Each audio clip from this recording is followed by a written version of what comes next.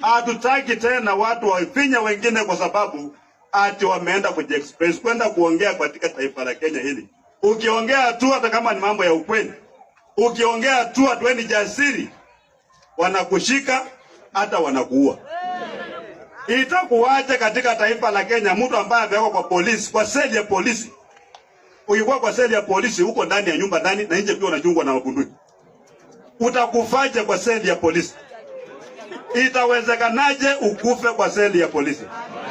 Na mimi nataka wale watu ambao wanajiita IPOA, Independent Policing Oversight Authority, muondoe uoga katika hii kazi. Mfanye kazi ya wazi. Wale watu ambao walio Ojwang wajulikane. Mambo ya kwanza kushikashika watu wadogo kwa wale mkulitawe. Umazi na bandu bewe.